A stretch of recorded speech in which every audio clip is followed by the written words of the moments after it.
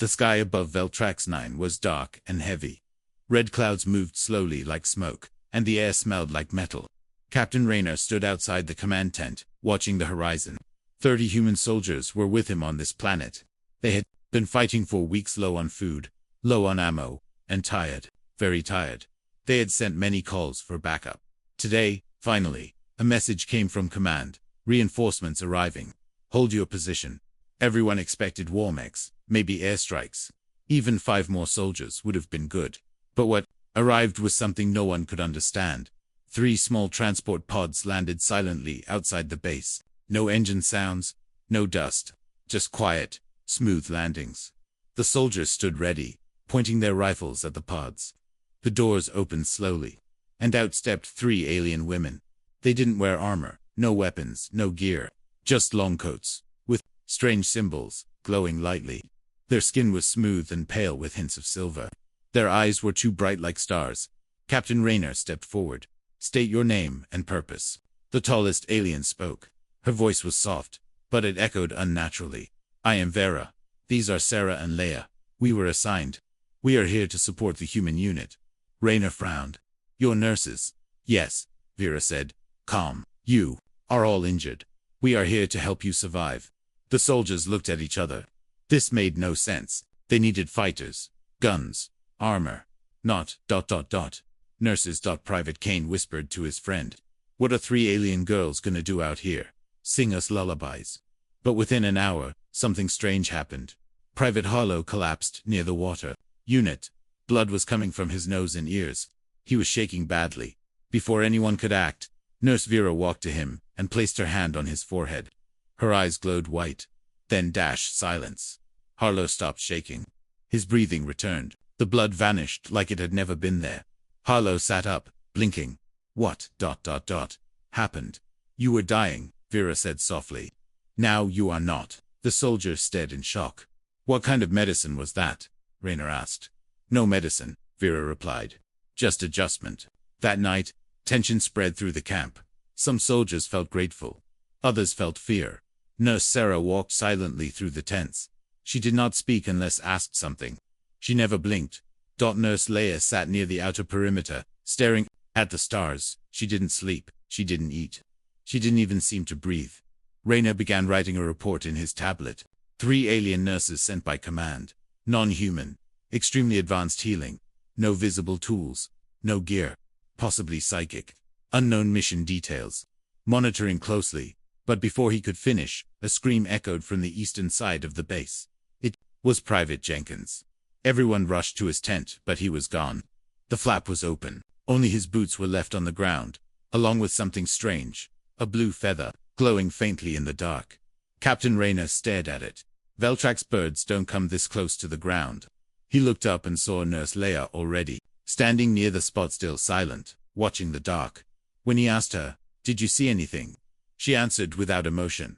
"I saw Jenkins walk into the storm." "There is no storm," Rayner replied. "There will be," she said, and then turned away. The next morning, Jenkins was still missing. No trail, no heat signature, nothing. But strange markings appeared on the camp floor, spiral shapes.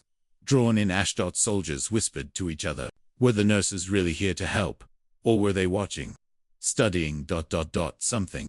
Captain Rayner called a meeting. "I don't care what command sent us. Until I get clear answers. No one moves alone. No one talks to the nurses without permission." "Got it." But even as he spoke, Nurse Vera entered the room. "You are not in control," she said softly. Rayner stood up. "Excuse me? You were never meant to lead. You were meant to test. And the test has already begun." Before anyone could react, she placed her hand on the wall, and a glowing map appeared. Red dots, green lines, and something that looked like DNA spirals moving inside it. "What is that?" asked Private Kane. Vera replied, "That is you. All of you." And then the map vanished. Private Kane could not sleep. He lay in his cot, staring at the thin roof of the tent, but something felt wrong inside him. His body was warm. His chest felt heavy. His right hand, his trigger hand, was glowing. He sat up in panic. Blue light ran up his wrist like veins made of electricity. His skin buzzed. Then he remembered ... earlier that day. Nurse Vera had touched his hand just for a second while checking his pulse, and now, Something inside him was changing. Kane rushed out of the tent. He ran to the wash area, pushed open the mirror locker, and looked at himself. His pupils were shining. He wasn't imagining it. They were glowing silver. Captain Rayner entered seconds later, pulling on a jacket. "What's going on?" Private Kane turned around, shaking. "Sir, I think she did something to me." "Who?" "Nurse Vera. I didn't feel it. Then, but now look at my hand." Rayner stepped forward. The glow faded the moment he got close. "Nothing there now," Rayner said, voice low. "Just normal skin. But I swear, it was there, bright like plasma." Rayner narrowed his eyes. "You're not the first. Harlow says his dreams are louder, more clear. Like voices speaking science he doesn't understand." Kane blinked. "Science?" "He said he saw equations in the stars," Rayner muttered. "Equations he couldn't read. Until now." Meanwhile, Nurse Sarah stood by the old watchtower, alone. A gust of wind moved her coat slightly, but her body didn't react, not even a blink. Sergeant Diaz approached her, gripping his rifle. "I've got questions," he said roughly. Sarah didn't move. "I saw you touch Jenkins before he vanished." "His arm. Just a light touch." Sarah turned her head slowly. "He was chosen." "Chosen for what?" "For removal." Diaz's grip tightened. "You killed him." "No," she said. "The world took him. We only helped the process move." "What process?" "You'll see, soon." Diaz raised his weapon halfway, then stopped. He wasn't sure why. Suddenly, his hand was numb. He looked down. His rifle was melting like wax. "No guns inside the circle," Sarah said gently. "Rules must be followed." Diaz stepped back, terrified. The rifle reformed in his hands a moment later, just as solid as before. Back at the central command room, Rayner gathered the soldiers. "All right, everyone. Listen up. We don't fully know what these nurses are. They claim to heal, but they are changing us." Kane had glowing veins. "Harlow is having visions." Diaz said. His gun melted. Leia, standing near the entrance, interrupted softly. "You are evolving." Rayner looked at her. "Without permission. You were always meant to change. This planet requires it. We came to hold this base, not to mutate into something else." Leia walked to the holodable and tapped once. The table lit up, showing a full map of Veltrax 9. But this time, the land was not the focus, it was the people. Glowing outlines of all 30 soldiers moved across the display. Some were green, some yellow. 4 were already turning red. "These colors represent acceptance levels," Leia explained. "Your minds resist, but your cells obey." "What happens to the red ones?" Rayner asked. "They disappear," Leia said. Later that night, the camp was hit by a silent storm. Not of rain or wind, but of light. Glowing threads danced across the night sky, like falling energy strands. They didn't burn, but when they touched anything, organic plants, skin, even insects, they left a faint shimmer behind. Rayner stood in awe. Then he saw the nurses. All 3 of them walked into the center of the storm. Arms open, heads raised. The energy danced around them like it knew them. Private Kane, now sweating and shaking, stepped into the light too. "No," Rayner yelled. But Kane didn't stop. The energy surrounded him, wrapped around his body, and then he floated, just 2 feet off the ground, but high enough to freeze everyone in place. His eyes glowed full white. His mouth opened and he spoke words that were not his own. "I see the core. I hear the gate. I am no longer bound to earth flesh." Then, just like that, the energy vanished. Kane dropped to the ground, unconscious. The soldiers rushed to him. His body was fine, but his eyes, they didn't stop glowing. They heard it before they saw it. A deep growl, low, slow, like a volcano rumbling underground. Then the earth shook. At first, everyone thought it was another tremor. Veltrax 9 had many, but this one had rhythm, like footsteps, heavy, slow, and coming closer. Captain Rayner ran to the WATCH-20WER through the dirty glass. He saw it. A giant creature, easily 20 feet tall, walked through the dead forest, breaking trees as if they were dry sticks. Its body looked like a mix of stone and meat. Glowing green cracks ran through its arms, and 2 mouths opened on its chest, both dripping with steam. It was coming straight for the human base. "Sound the alarm," Rayner shouted. The sirens screamed. Soldiers grabbed weapons and armor. Scrambling into position, the nurses stood still, calm as ever. "This thing doesn't look like the usual beasts," Sergeant Diaz muttered. "It's not," said Leia quietly. "It is ancient, and it has sensed the change in you."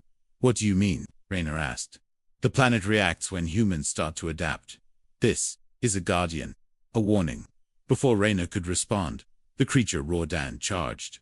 The first plasma blast hit it in the chest. Nothing happened. The second and third blasts barely scratched its surface. Then it swung its massive arm, crushing to supply trucks like paper. The soldiers opened fire. Every weapon available lit up the night. Rifles, launchers, pulse grenades. Still, the creature kept moving. It grabbed one soldier, Private Hollow, and threw him into the comms tower. The man's scream was cut short. Panic spread. That's when Nurse Sarah stepped forward. "No more deaths," she said. She walked calmly, slowly, right toward the monster. It saw her. It screamed, and then it stopped moving. The beast froze mid-step, its massive body trembling like it was being held by invisible chains. Zero raised one hand. A glowing blue ring appeared in the air. The creature's body began to shake violently. Suddenly, boom, the monster exploded into black mist, leaving nothing but burned soil behind. The entire camp went silent. Private Kane woke up at that moment, still lying in the medical tent. He sat up quickly. "It's here. It found us." Rayner walked in and said, "It's gone. Nurse Sarah killed it. You're safe." Kane looked up, confused. "Killed it? How?" "We don't know," Rayner said. "She just walked up and erased it." Kane shook his head. "Then it's only the beginning." Later that night, Rayner called a private meeting in his quarters. "We need answers," he said to the small group of senior soldiers. "The nurses are not just healers. You saw what Sarah did. That wasn't medicine. That was war." Sergeant Diaz nodded. "They've been lying since day one. What else are they hiding?" Rayner looked at his datapad. "Jenkins is still missing. Kane is glowing. Sarah can destroy creatures with her hands." And Leia said this was a test. Then Nurse Vera entered the room. Uninvited. She didn't knock. She didn't ask. She just stood at the doorway. "You were not supposed to witness that part yet," she said softly. "But the Guardian attacked too early." "Too early for what?" Rayner asked. "For full adaptation." Vera stepped closer, and her body shimmered for a moment, revealing something behind her skin. Her bones were made of light. Her spine glowed like a crystal wire.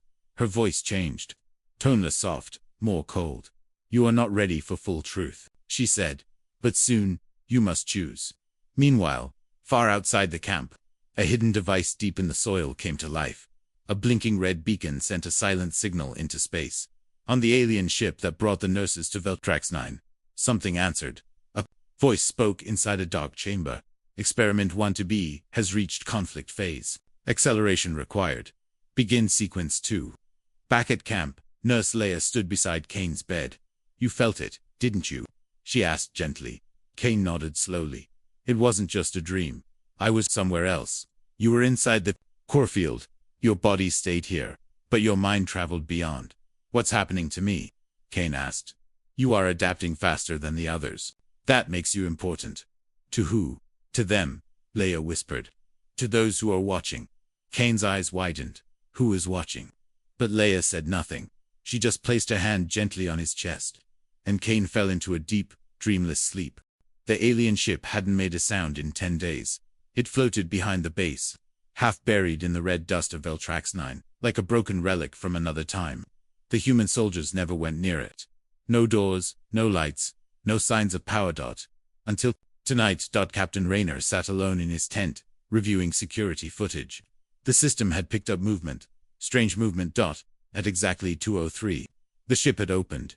Just for 1 second, one piece of metal near its surface had shifted like a mouth, parting ever so slightly and then closed again. Rayner grabbed his flashlight and sidearm. He didn't tell anyone. He didn't trust anyone enough. Outside, the air was colder than usual. The ship loomed like a black mountain, smooth, silent.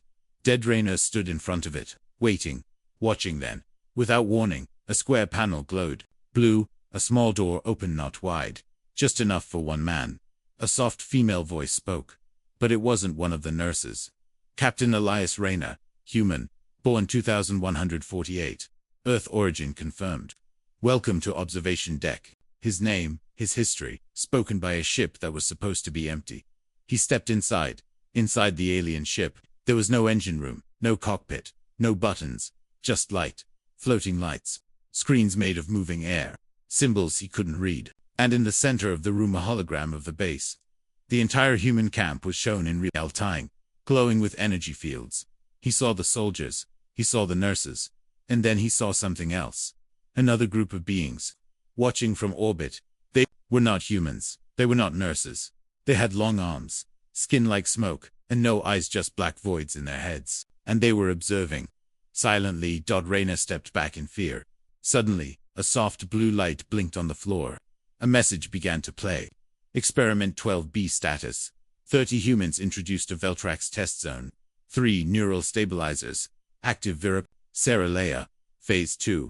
Cellular adaptation initiated. Cognitive disruption in 3 subjects. Full merge in progress. No interference detected. Human leadership unaware of total objective. Raina's heart stopped. Experiment. Merge. He wasn't leading a mission. He was part of a lab test. The lights flickered. Then, the message changed. A new recording began. This time it was Earth Command.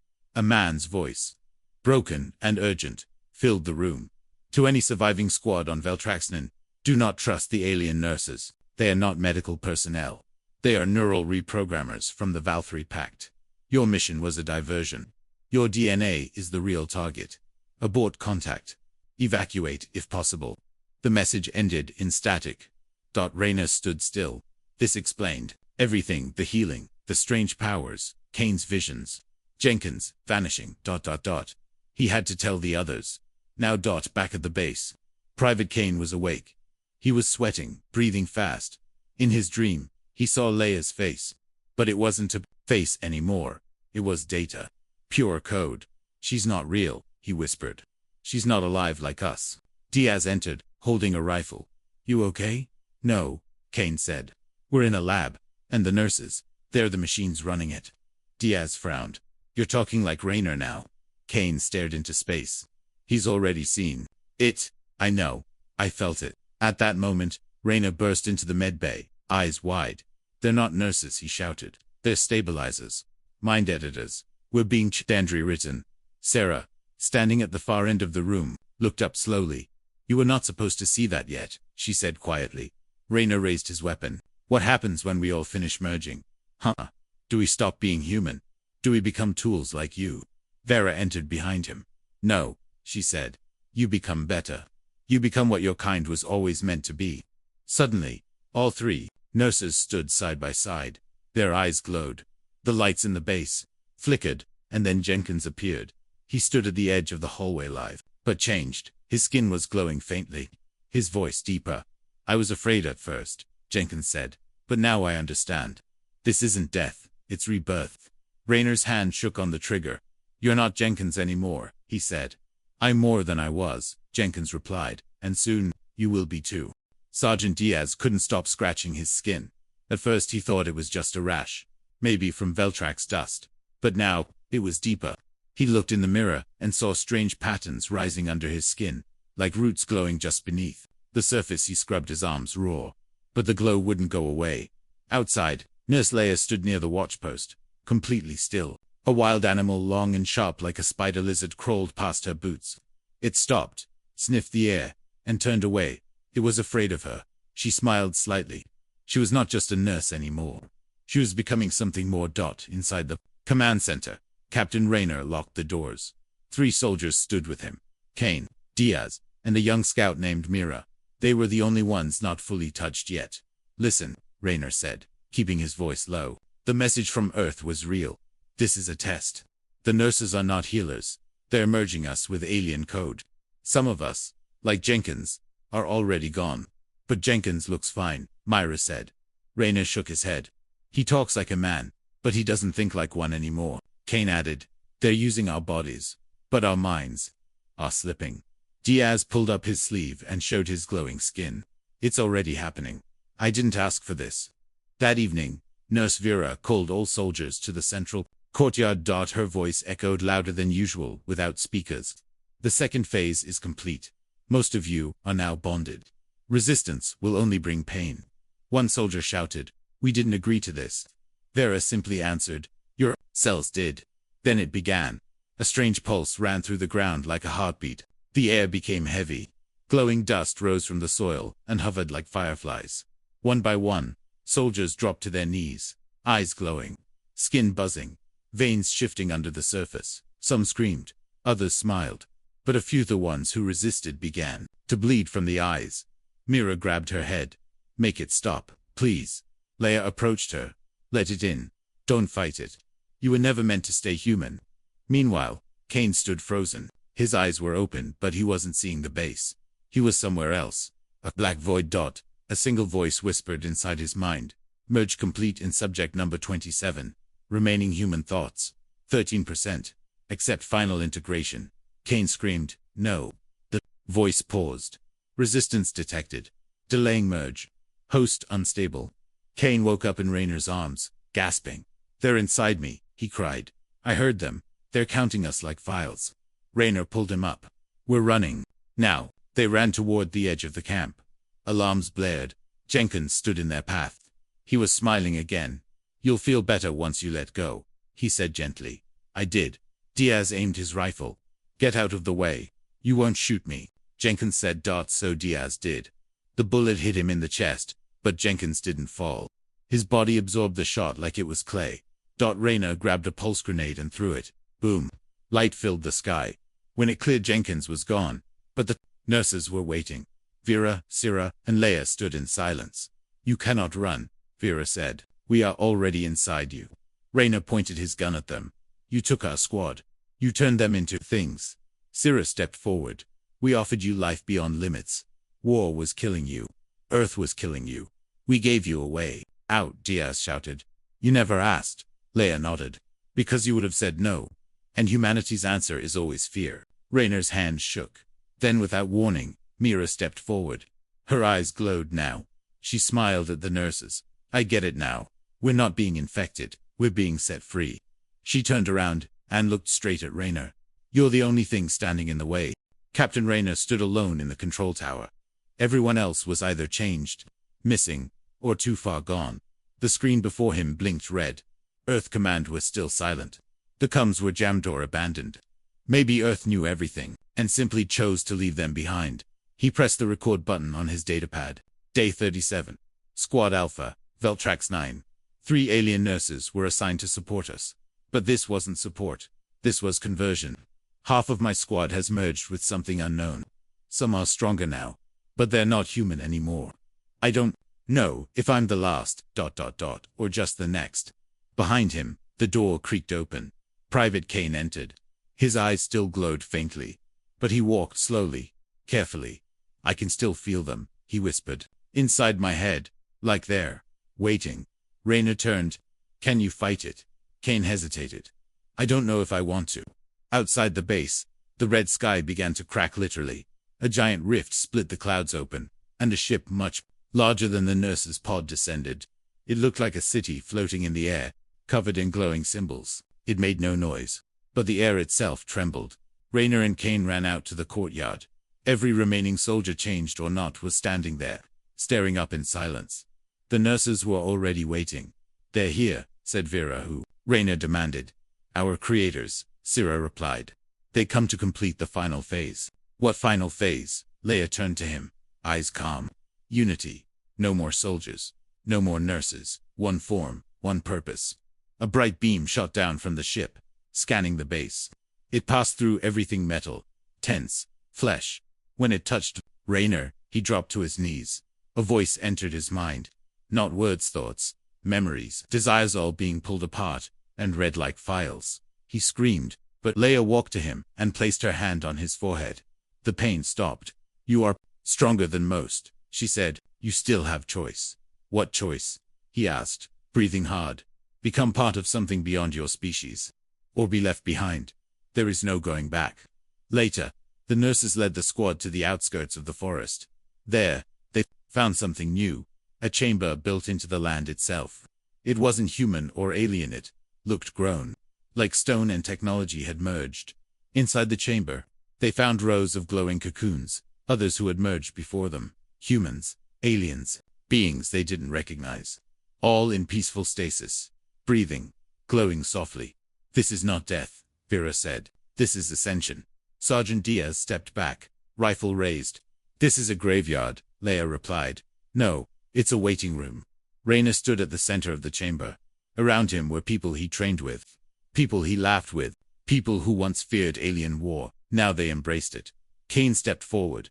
I think I'm ready, he said. No, you're not, Rayner said firmly. You still remember who you are. Kane looked down. Maybe that's the problem. Suddenly, the earth shook again. But this time, it wasn't from the ship above. It was from beneath. A new signal rose on the nurse's implants. Third faction. Detected. Rogue resistance forming underground. Vera looked up. Unexpected.